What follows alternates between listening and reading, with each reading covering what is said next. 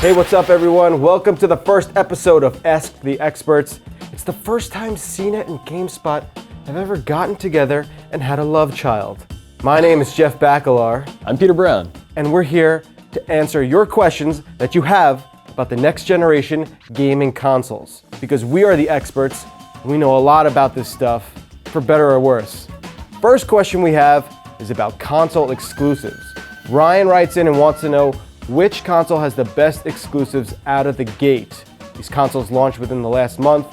So Peter Brown, what do you think? It's up to me? It's only up to you. Yeah, right now, Sony PlayStation 4 has the most console exclusives, if you look at it in terms of just raw numbers. But then a lot of those games also appear on other platforms. So between the two, Sony has the most. But I'd say Microsoft has the stronger, group of games going in. They've got Forza, which is a really impressive racing game. That's just, that series keeps getting better. They've got the game Rise from Crytek, which looks really good. That's about all you can say for it. Right. Dead Rising 3 is kind of a nice surprise. I think a lot of people were really worried about that game based on past presentations, but it's a really fun title and a lot of people are enjoying it. I think with Dead Rising 3, it really came together, and like you said, it surprised me. After that first hour, I was like, all right, this is something I could really get into. The weapon crafting is really fun. And for me, I think Dead Rising 3 is probably the best, console exclusive for Xbox One. So I think if you're looking for like the games that you kind of must have out of the gate, yes, probably a few better options to go with on Xbox, even though they don't have as many launch titles as PlayStation 4. Yeah, and it's also worth noting too that you have a lot of other games that are available on both systems. Sure. Games like Assassin's Creed 4, and those are really popular as well. Obviously, Call of Duty, Battlefield 4.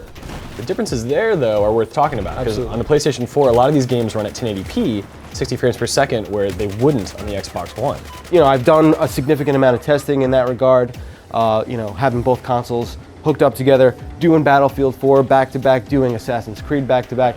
You can tell the difference. PS4 just seems to have that little edge in performance. It's just playing games a little better.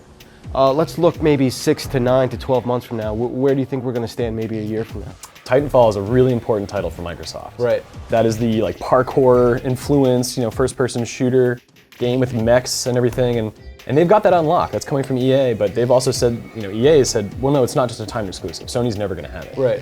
Sony, on the other hand, has a lot of indie titles coming that I think are interesting to a lot of people who want something that's different from the blockbusters that they can get, any month of the year, any console.